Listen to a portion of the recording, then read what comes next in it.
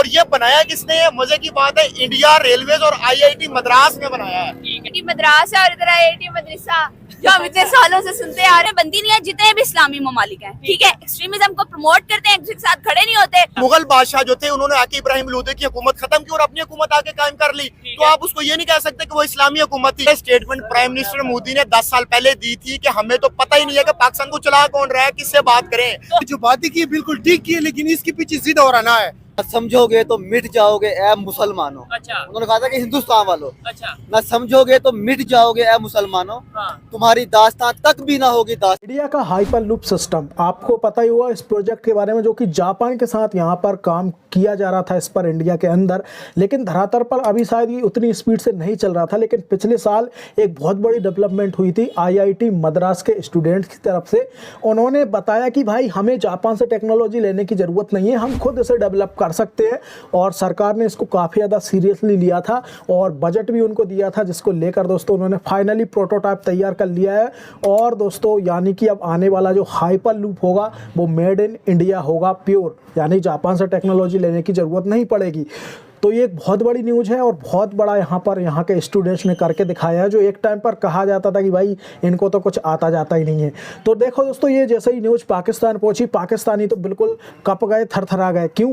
क्योंकि जिस टाइम पर आईआईटी मद्रास बन रही थी उस टाइम पर वो तालिबान बना रहे थे। और यही अब पाकिस्तान की जनता भी बोल रही है कि देखो, जब वहाँ पर आईआईटीज़ खुल रही थी तब यहाँ पर हम आईआईटीज़ मदरसा बना रहे थे जिसमें हमने टेररिस्ट पैदा किए थे। तो इसको लेकर पाकिस्तानी पब्लिक काफ़ी ज़्यादा, मतलब वो रोना धोना ही कर सकते हैं, आप वो कर भी कह सकते हैं। तो चलिए हम भी देखते हैं पाकिस्तानी पब्लिक के ओपिनियन, जिसमें आपको काफ़ी ज़्यादा मज़ा आएगा, एंटरटेनमेंट मिलेगा। चलिए बढ़ते हैं वीडियो की तरफ, मिलते हैं वीडियो के एंड में। कि वहाँ पे हाइपर लूप ट्रैक जो है वो कामयाबी से टेस्ट किया गया है, और इसके ऊपर आपकी क्या ओपिनियन है? सबसे पहले तो मैं आपको बताऊं, जो हाइपर लूप ट्रैक होता है इसमें जो ट्रेन की स्पीड होती है वो जहाज से भी ज्यादा होती है। और ये यूरोप के अंदर और वेस्ट के अंदर ये कल्चर चल रहा है। एशिया के अंदर इंट्रोड्यूस करवाने वाला ये कल्चर पहला मुल्क इंडिया है, ठीक है। और उसके साथ इन्होंने 7 कॉरिडोर्स भी बना लिए हैं इसी ट्रेन के, जो कि इंडिया के बहुत बड़ी सिटीज को आपस में कनेक्ट करेंगे। आई थिंक ये ट्रैक जापान में भी है, जापान के अंदर भी ये ट्रैक है। और इस तरह के अब, और ये बनाया किसने है? मजे की बात है, इंडिया रेलवेज और आईआईटी मद्रास ने बनाया है, ठीक है, ठीक है, उनके स्टूडेंट्स ने बनाया। और जब वहाँ पे आईआईटी बन रही थी तब हम यहाँ पे बैठ के तालिबान को ट्रेन कर रहे थे अमेरिकन डॉलर्स के लिए, और जाके उनको जहाज के ऊपर भेज रहे थे दूसरे मुल्कों के अंदर। अमेरिका के लिए हम काम कर रहे थे उस वक्त, वो अपनी डेवलपमेंट कर रहे थे। और हमने क्या डेवलपमेंट किया? हमने मदरसा सिस्टम के अंदर अपनी इन्वेस्टमेंट की, और हमें यहाँ तक नहीं पता होता कि हम उसके ऊपर जो इन्वेस्टमेंट कर रहे हैं वो पैसे कहाँ से आ रहे हैं, उनको फंड कौन कर रहा है। और ये बड़ी हैरत वाली बात है जो आपने दिलशाद भाई बताई है। मुझे ये तो खबर मिली थी कि आईआईटी जो है उन्होंने मिलकर, लेकिन वहाँ के स्टूडेंट्स ने और इंडिया के रेलवे ने मिलकर ये सिस्टम बनाया है। जबकि अगर पाकिस्तान की अगर बात करें, अब मैं आपकी तरफ भी आता हूँ। अंबर जी, आप क्या कहना चाहेंगी? इस खबर का आपको पहले पता था? हाँ जी, मैंने भी आज ये खबर पढ़ी है। उधर आईआईटी मद्रास है और इधर आईआईटी मदरसा, जो हम इतने सालों से सुनते आ रहे हैं, और यहाँ पे चल रहा है। यहाँ पे पता है हमने क्या उनको कम्पीट करना है। आप अक्सर मुझसे जो भी वीडियो बनती है आप कंपैरिजन की बात करते हैं। आप बताएं, अब मुझे बताएं, जहाँ इस टाइम इंडिया खड़ा है, बनता है कंपैरिजन हमारा? नहीं तो दिलशाद भाई, मैं कंपैरिजन की बात नहीं अंबर जी मैं करता, मैं बात करता हूँ सीखने की। मुझे खुद इस बात पे बड़ी हैरानगी होती थी। सुहेब भाई रोज माइक उठा के मेरे पास आ जाते हैं, आप जी कंपेयर करना शुरू कर दें। भाई किस तरह कंपेयर करें? वो जो है डेवलपमेंट में आगे जाते जा रहे हैं, ट्रेन बना रहे हैं, 4th लार्जेस्ट इकोनॉमी बन रहे हैं, फॉरेन पॉलिसी उनकी तगड़ी है। वहाँ पे पूरा उन्होंने वर्ल्ड कप होस्ट किया, बड़े अच्छे तरीके से ऑर्गेनाइज किया। हमारे यहाँ पे एक दफा ये डी चौक वाला मामला हो गया, उसमें हम फंस गए। ऊपर से चैंपियन ट्रॉफीज हमारे यहाँ कैंसिल होने के ऊपर। आप ये देखिए, जो कॉरिडोर की बात करें, हमने भी तो कॉरिडोर शुरू किया था ना, चाइना पाकिस्तान इकोनॉमिक कॉरिडोर, और उसमें तो हमें इतना अच्छा मौका दिया जाता है। सारी इन्वेस्टमेंट चाइना ने करनी थी, क्योंकि हम पीछे रह गए। अब आपको पता है कितने अरसे से वहाँ पे काम बंद पड़ा हुआ है, और इसके साथ अभी मेरी तरफ ही रहे अभी। इसी तरफ से मैं आपको आगे लेके, जितने भी मुस्लिम कंट्रीज हैं, आप लीबिया उठा लें, लेबनान उठा लें, आप इराक उठा लें, आप शाम उठा लें, आप फलस्तीन उठा लें, ये हमारे यहाँ क्यों मसला पाया जाता है? यूरोप के अंदर आप देख लें, इटालियन एक बिल्कुल अलग रेस है, फ्रेंच एक बिल्कुल अलग रेस है, जर्मन एक बिल्कुल अलग रेस है, लेकिन वो लोग क्यों इकट्ठे रह रहे हैं? 32 मुल्क है, शेंजन कंट्रीज है, एक ट्रेन पे बैठ के आप 27 मुल्कों का सफर कर सकते हैं। और हमारे यहाँ एशिया के लोग हैं, हमारी तो रेस भी सेम है, हमारे अबाउजात सेम है, पीछे से हमारा कल्चर एक है, सिर्फ मजहब की बुनियाद पे थोड़े बहुत मसाइल है, लेकिन हम 1000 साल से इकट्ठे रह रहे हैं। ठीक है, हम क्यों नहीं एक दूसरे के करीब हो पा रहे? आप देखें, रिसेंटली मार्शल लगा है, नॉर्थ कोरिया के अंदर, ठीक है। और अवाम सड़कों के ऊपर निकल आई। साउथ कोरिया में साउथ कोरिया के अंदर अवाम सड़कों में निकल आई। हम क्यों नहीं निकलते अपने हक के लिए? जब भी हम निकलने की कोशिश करते हैं हमें सीधी गोलियां मारी जाती हैं। कहता है कि भाई पाकिस्तान के खिलाफ दुनिया के सारे कंट्रीज मिलके साजिश कर रहे हैं। मुझे ये बताएं, पाकिस्तान के पास ऐसा है क्या कि हमारे खिलाफ साजिश की जा रही है? पाकिस्तान के पास है ऐसा क्या कि भाई पूरी दुनिया ये चाह रही है कि पाकिस्तान पर आपने जी कौन सी state of the art university बना दी है, कोई state of the art hospital बना दिया है, आपके पास मेगा प्रोजेक्ट है जिसके ऊपर दुनिया की नजर है, और आज आके आपको सरकारी मुलाजिम की तनख्वाहें देने के लिए कर्जा उठाना पड़ता है, और आप कहते हो जी कि हमारे खिलाफ कभी इंडिया साजिश कर रहा है, कभी जी बांग्लादेश साजिश कर रहा है, कभी अमेरिका साजिश कर रहा है, कभी आप कहते हो अफगानिस्तान के अंदर कोई साजिश हो रही है। वो मेरे भाई इस बात से बाहर निकलो, कोई साजिश नहीं कर रहा आपके खिलाफ, आप खुद ना लाइक हो।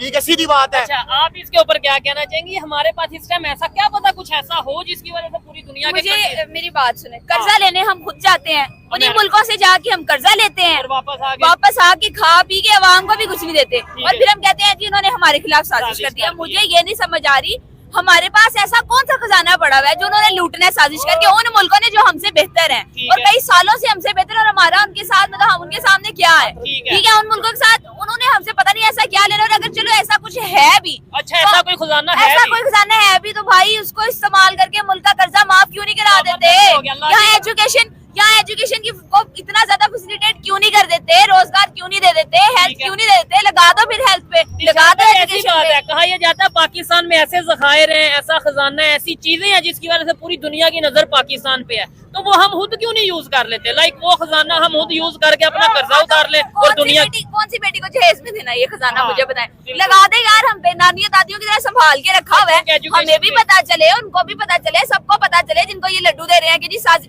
वही बात है, मैंने पिछली भी एक दो वीडियोस में आपको ये बात की थी, ब्लेम गेम वाली बात। ठीक है, ये बच्चों को बकायदा ग्रूम किया जा रहा है कि सही वो है जो तुम्हें पढ़ाया जा रहा है और तुमने इसका दिफा करना है, और बाकी हाँ, और पूरी दुनिया में इस्लाम फैलाना है, तुम्हें उसके लिए कत्ल करना पड़े, तुम्हें कत्ल गारत करना पड़े, तुम्हें बच्चों पे जुल्म करना पड़े, मासूमों पे जुल्म करना पड़े, तुम्हारा मकसद, और उसको सिखा दिया गया कि ये जहाद है। ठीक है, तुमने कत्ल करके इस्लाम फैलाना है, मजहब फैलाना है, और ये जहाद है, ये नेक काम है, ये तुम्हें जन्नत में लेके जाएगा। ठीक है, और अगर मतलब जहाँ मैं तो ओपनली खड़ा होकर इन लोगों के सामने कह रहा हूँ, अगर किसी भी बेकसूर की जान ली जाए, वो किसी भी नाम पे ली जाए, गलत है और सरासर गलत है। हम खुद, हमारी आपस में बनती नहीं है जितने भी इस्लामी ममालिक हैं, ठीक है, एक्सट्रीमिज्म को प्रमोट करते हैं, एक दूसरे के साथ खड़े नहीं होते। फिर जब कोई मसला हो जाता है हम कहते हैं जुल्म हो गया, जुल्म हो गया, हम कहते हैं, फिर जब फिर हम कहते हैं कि इंडिया ने आवाज नहीं उठाई, अमेरिका ने आवाज नहीं उठाई, मुसलमानों के लिए आवाज नहीं उठाई, जबकि हम फलस्तीन का हर दूसरा बंदा कहेगा फलस्तीन पे जुल्म हो रहा है, हर दूसरा बंदा कहेगा गजा में जो हो गया हाय हाय ये गलत हो रहा है, लेकिन पाकिस्तान ने तो अभी तक कोई स्टेटमेंट तक नहीं दी उसके ऊपर, बांग्लादेश में एक्शन लेना दूर की बात, स्टेटमेंट तक नहीं दी। और अगर हम ये एक्सपेक्ट करते हैं पूरी दुनिया से कि जब मुसलमानों पे कोई जुल्म हो तो वो हमारे साथ खड़े हो, हम कहाँ खड़े हुए हैं? बांग्लादेश के हम कहाँ खड़े हुए हैं?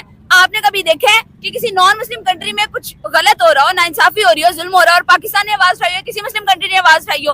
बांग्लादेश का अभी मैं कल पढ़ रही थी, ठीक है, वहाँ की माइनॉरिटीज के साथ जो कुछ हो रहा है वो भी कह दें कि मुसलमान जो हैं वो कर रहे हैं या कुछ ऐसा, वो हमारा साथ ही नहीं दे रहे। अच्छा, ये बोला कि अभी मतलब कि ना कोई फलस्तीन पे जुल्म हुआ है, हाँ, किसी किस्म का किसी ने कोई रिएक्शन नहीं दिया। अच्छा, पाकिस्तान ठीक है, देखो अगर अमेरिका खड़ा है ना इसराइल के साथ, ठीक है, खड़ा है, एग्जैक्टली खड़ा है ना, सबको पता है। अगर हम अमेरिका के आगे ऐसे झोली फैलाएंगे ना कि हमारी झोली में डालो, हमने खाना है, ठीक है, जब हम अपनी झोली पर, अगर मैं आपसे मांगता हूँ ना तो मैं आपका गिरबान नहीं पकड़ सकता भाई, बिल्कुल, जब तक ये बहन चले गाली नहीं देंगे जब तक ये हुक्मरान, ये जब तक ऐसी बकचोदियां लगा रहे हैं ना तब तक कुछ नहीं हो सकता भाई। ठीक है, तो ये चेंज कैसे आएगा? यहाँ पे जो चेंज की बात करता है उसे तो आप फतवा लगा देते हैं, या उसे ये कह देते हैं यार ये बात ही पता नहीं अमेरिका की बात कर रहा है, पता नहीं है इंडिया की बात कर रहा है। कंफ्यूज हूँ, मुझे समझ नहीं आता।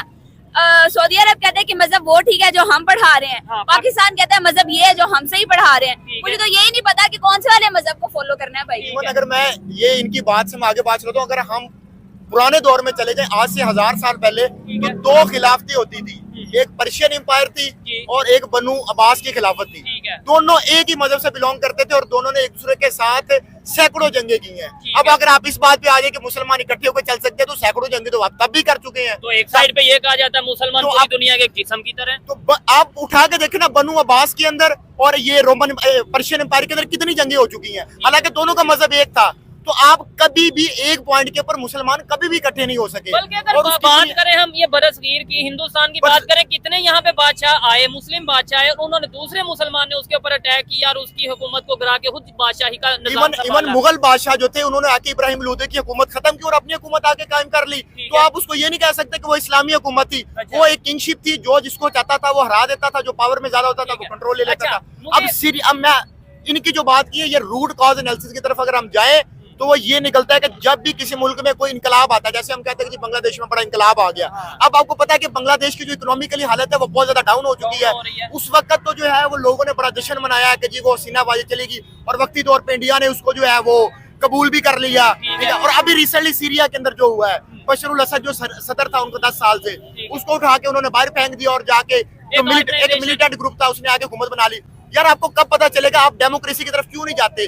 आप बार बार किंगशिप की तरफ चले जाते। अभी भी सऊदी अरब में किंगशिप चल रही है, ईरान के अंदर एक सुप्रीम लीडर बैठा हुआ है, ठीक है, वही आपके आगे सदर को अपॉइंट करता है। आप अवाम को क्यों नहीं राइट दे देते कि वो खुद चूज करें कि उनका मुस्तकबिल किसके हाथों में होगा? और मगरिब इसी वजह से आगे चला गया क्योंकि वहां पे डेमोक्रेसी आ गई, और हम इस वजह से पीछे रह गए क्योंकि हमने किंगशिप को फॉलो किया। अच्छा, ये ना हाँ। ये सब के पीछे ना जिद और अना है। अच्छा, जिद और अना है। वो जितनी जिद और भी अना इन दोनों ने किसकी? जितनी भी बातें की, जिद और अना हमारे हुक्मरानों की है। नहीं, इन्होंने जो बातें की हैं ठीक की हैं या नहीं? इन्होंने जो बातें की बिल्कुल ठीक की है, लेकिन इसके पीछे जिद और अना है। जब तक ये जिद और अना खत्म नहीं होगा तब हमारा मुल्क ऐसे ही ऐसे ही रहेगा, ऐसे ही परेशानी का सामना ऐसी करता परेशानी का रहेगा। सबब इनसे रहेगा। इनसे एक और सवाल पूछे, हाँ। हमारा जो पाकिस्तान है हाँ। वो कौन वजीर आजम चला रहा है, कौन चला रहा है? हमारा देखो जितनी भी अपनी इस निबादी के सारी तरफ जो है ना फौज की तरफ लेके गए। ठीक है। आप अब इसको किसी ये लो, से- नहीं, अब फिर- 99% आप- लोगों से पूछो, उन्होंने यही जवाब दिया कि भाई, भाई आप यहाँ पे- हमारा मुल्क जो है ना, हाँ। हमारा मुल्क कोई वजीर आजम नहीं चलाता। अच्छा, कोई हमारा और ही हाँ, चलाता है। कोई और ही चलाते हैं। ठीक है। वही ये स्टेटमेंट प्राइम मिनिस्टर मोदी ने 10 साल पहले दी थी कि हमें तो पता ही नहीं है कि पाकिस्तान को चला कौन रहा है, किससे बात करें। तो हमें खुद नहीं पता। आप इधर 10 लोग देखें, 10 लोगों में से किससे पूछे कि जो हमारा वजीर आजम है उसके पास इख्तियार आता है, वो चला रहा है पाकिस्तान। ठीक है, बताएं जी, पाकिस्तान के जो प्राइम मिनिस्टर है वही सब फैसले लेते हैं जो वो फैसले लेने चाहिए, कोई और लेता है?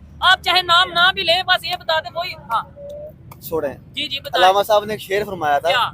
बिल्कुल पाकिस्तान में फिट होता है वो। बताएं जरा, उधर कैमरे पे देखें। ना समझोगे तो मिट जाओगे ऐ मुसलमानों। अच्छा उन्होंने कहा था कि हिंदुस्तान वालों, अच्छा, ना समझोगे तो मिट जाओगे ऐ मुसलमानों, हाँ तुम्हारी दास्तान तक भी ना होगी दास्तानों में। ठीक है। वक्त की कदर करना था, कयामत आने वाली है, अच्छा। तेरी बर्बादियों के मशवरे हैं आसमानों में। ठीक है, सर कोई ब्लेम किसी को नहीं कर सकते। जबरदस्त। मैंने ना उनके लिए एक सोच सोची थी कि ए हमारे मुल्क के भेड़ियों जो गद्दार हैं, चाहे फौज से है, कोई भी चाहे है। हुक्मरान है, जो इस मुल्क को खा रहे हैं, हाँ। कोई भी है, ठीक है।